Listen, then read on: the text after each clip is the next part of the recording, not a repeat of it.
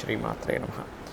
ప్రేక్షకులకి ఆ లలితాంబిక అమ్మవారి యొక్క అనుగ్రహం పరిపూర్ణంగా కలగాలని మనస్ఫూర్తిగా కోరుకుంటూ మనం ఈరోజు జూన్ మాస ఫలితములు ఎలా ఉండబోతున్నాయి, అందులో ఈ యొక్క జూన్ మాసంలో గ్రహాలు ఏ విధంగా ఉన్నాయి అని చెప్పి చూసుకున్నట్లయితే మనకి మీనంలో ఉండేటువంటి రాహు కుంభంలోకి మారిపోయాడు. అదేవిధంగా కేతువు కూడా మనకి సింహంలోకి మారుతున్నాడు, కన్యలో ఉండే కేతు. కాబట్టి రాహుకేతువులు ఈ మాసం నుంచి మార్పు అనేది జరుగుతుంది. అదేవిధంగా శని మీనరాశిలోని, మేషంలో శుక్రుడు, రవి బుధులు ఇద్దరు కూడా వృషభ రాశిలో ఉంటూ ఆ యొక్క బుధుడు 6వ తేదీ మిథునంలోకి మారుతున్నాడు. అదేవిధంగా మిథునంలో గురువు ఉంటున్నాడు. గురువు దగ్గరికి చేరుతున్న బుధుడు 23వ తేదీ మరలా కర్కాటకంలోకి వస్తున్నాడు. అదేవిధంగా 6వ తేదీ నుంచి కర్కాటక రాశిలో నీచబడి ఉన్నటువంటి కుజుడు కేతువును కలుస్తున్నాడు. కాబట్టి ఈ యొక్క గ్రహస్థితిని అనుసరించి ద్వాదశ లగ్నాల వారికి, లగ్నం తెలియని వారు రాశి వారికి ఎలా ఉండబోతుంది, ఏ విషయాల్లో జాగ్రత్త తీసుకోవాలి, ఎటువంటి విషయాలు చాలా బాగా కలిసి రానున్నాయి అనేటువంటి విషయాలని, మరియు ఏ దేవతారాధన చేసుకోవాలనేటువంటి విషయాలని చెప్తుంది నేనైనప్పటికీ కూడా చెప్పేస్తుంది సాక్షాత్ లలిత అమ్మవారిగా భావిస్తూ ఒక్కొక్క లగ్నం గురించి, లగ్నం తెలియని వారి రాశి గురించి మనం తెలుసుకుందాం. సింహలగ్నము, సింహరాశి. సింహం వారికి ఈ నెల రాశిలోనే కుజుడు కేతువు కలిసి ఉంటున్నారు. దీనివల్ల ముఖ్యంగా మీరు ఏదైనా ల్యాండ్స్ తీసుకునే విషయంలో కానివ్వండి, తల్లిదండ్రులతో ఉండేటువంటి కొన్ని ఒక్కోసారి మనకి చూడండి, ఒక్కొక్కసారి వాళ్ళకి మాతృదోషాలు, పితృదోషాలు ఉన్నవారి గురించి మాట్లాడుతున్నాను నేను. వారు ఒక్కొక్కసారి తెలియకుండానే సొంత తల్లిదండ్రులతో కూడా తెలియని డిస్ప్యూట్స్ వస్తుంటాయి, ఎవరో మధ్యవర్తులు పెట్టినటువంటి చిన్న చిచ్చుల వల్ల. అలాగే ఎడ్యుకేషన్, మీరు చదువుకునేటువంటి చదువు విషయంలో కూడా కొంత విరక్తి వైరాగ్య భావాలు రావడం, ఏదైనా భూమికి సంబంధించినవి తీసుకునేటువంటి అంశంలో, భూమిలో ఏదైనా మీరు నిర్మాణ సంబంధించినవి ప్రారంభించినప్పుడు తద్వారా తీసుకునే రాంగ్ స్టెప్స్ వల్ల ఇబ్బంది రావడం ఉంది. కాబట్టి కాస్త జాగ్రత్తగా ఉండండి సింహం వారు. అలాగే కొంచెం వాహనాల మీద వెళ్ళేటప్పుడు కూడా కొద్దిగా జాగ్రత్తగా ఉండాలి. ఎందుకంటే లగ్నంలో కుజుడు మంచివాడే. ఈ లగ్నానికి చతుర్థ భాగ్యాధిపతి, ఉభయ కేంద్ర కోణాధిపతి, రాజయోగ కారకుడు లగ్నంలో ఉండడం చాలా మంచిది. కానీ కేతువుతో ఉండడం అనేటువంటిది ఇక్కడ ఓవర్ హీట్, జ్వరము, బాడీ పెయిన్స్ లాంటివి కూడా ఇస్తూ ఉంటుంది. కాబట్టి మీరు కాస్త స్కందుణ్ణి, గణపతిని తలుచుకోవడం, దత్తాత్రేయుని, ముఖ్యంగా దిగంబర శ్రీ పాదవల్లభ దిగంబర అనే చదువు తలుచుకోవడం మంచిది. ఇంపోర్ట్ ఎక్స్పోర్ట్ ద్వారా ధనయోగాలు సూచిస్తున్నాయి. ఏదేమైనప్పటికీ కూడా సింహం వారికి ఇప్పుడు ప్రస్తుతం ఉన్నటువంటి గోచార గ్రహాలు వ్యాపార అభివృద్ధిని ఇస్తున్నాయి. కాకపోతే అష్టమ శని నడుస్తున్నందుకు కాస్త ఆలస్యంగా పనులు అవుతూ ఉంటాయి. దాని గురించి మీరేమీ పెద్దగా టెన్షన్ పడవలసినటువంటి అవసరం లేదు. అలాగే మరొక విషయం ఏంటంటే, ఈ సప్తమాధిపతి వివాహకారకుడు అష్టమంలో ఉన్నందుకు వివాహ సంబంధించిన కొన్ని విషయాలు ఇంకేముంది అయిపోతుందిలే అనుకునేటువంటి వాటిల్లోకి వెళ్ళి కొంత మళ్ళీ వెనక్కి ఆగడం జరుగుతూ ఉంటాయి వివాహ నిర్ణయాల విషయంలో.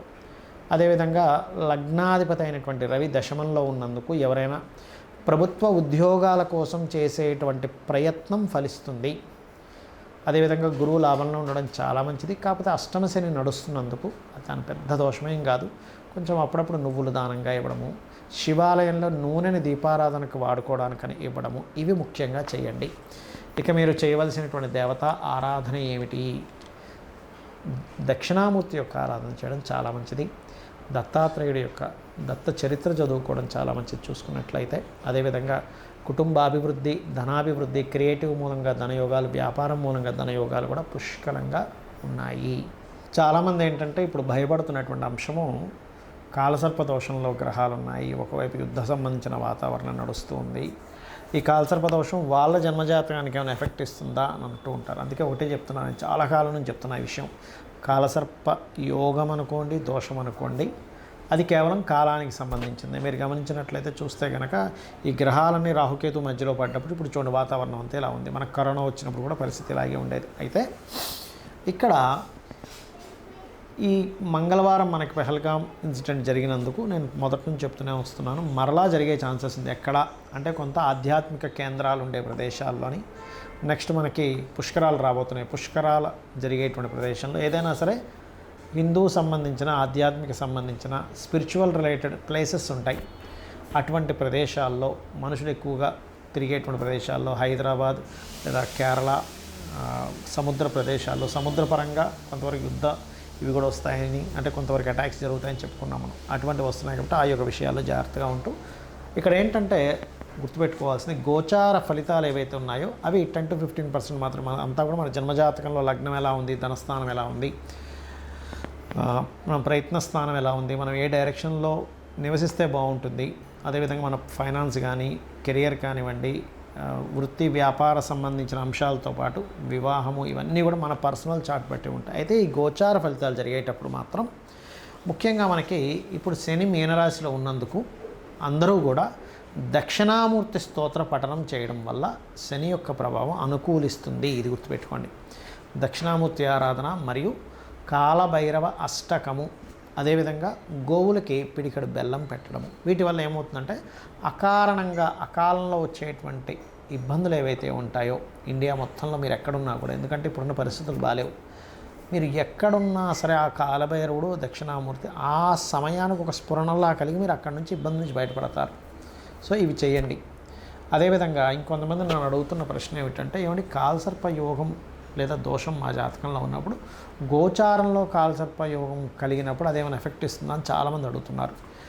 అది ఎప్పుడు ఇస్తుందో కూడా నేను మీకు క్లారిటీ ఇస్తాను. ఇప్పుడు ఉదాహరణకి ఎవరికైతే ఇప్పుడు చూడండి, ఇప్పుడున్న గోచారంలో మీనంలో రాహువు, సింహంలో కేతు ఉన్నాడు, కాలసర్ప దోషంలో గ్రహాలన్నీ పడున్నాయి కదా. ఇది ఎప్పటి వరకు ఉంటుంది? ఆల్మోస్ట్ జూలై మిడిల్ వరకు ఉండి, జూలై మిడిల్ తర్వాత కుజుడు బయటకు వస్తాడు. అలా 1 by 1 ఒక్కొక్క గ్రహం బయటకు వస్తుంది. అయితే నిజంగా వాళ్ళ పర్సనల్ చార్ట్లో రాహుకేతువులు కనుక కుంభ సింహరాశుల్లో ఉండి కాలసర్పయోగం ఏర్పడితే కనుక ఇప్పుడుండే కాలసర్పయోగం దానికి కనెక్ట్ అవుతుంది. అప్పుడు ఏమవుతుందండి, దీనికి ఏమిటి పరిహారం, అసలు దీనివల్ల ఏమవుతుంది అంటే సింపుల్, ఏమీ లేదు. మనకి చూడండి, ఇటొక గేట్ వేసేసి మధ్యలో అందరి నుంచి వస్తే ఇటు కదలకుండా అయిపోతుంది చూసారా. అలా ఏంటంటే కొంచెం మనకి వర్క్స్ అన్ని స్ట్రక్ అవుతూ ఉంటాయి. అలాంటప్పుడు దానికి పరిహారం ఏమిటి?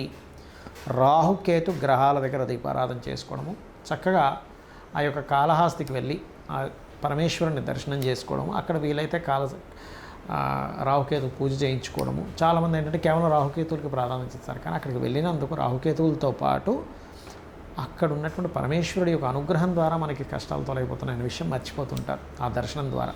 అదొకటి ముఖ్యంగా చేయించుకుంటూ మీకు దగ్గరలో ఆలయంలో రాహుకేతు గ్రహాల దగ్గర దీపారాధన చేయడము, లేనట్లయితే రావి చెట్టు కింద మనకి ప్రతిష్ఠ చేసిన ఉంటాయి, వాటి మీద పసుపు కుంకుమ గంధం కలిపినటువంటి వాటర్ని వేయడము, ఇవి ఎక్కువగా చేస్తుండాలి.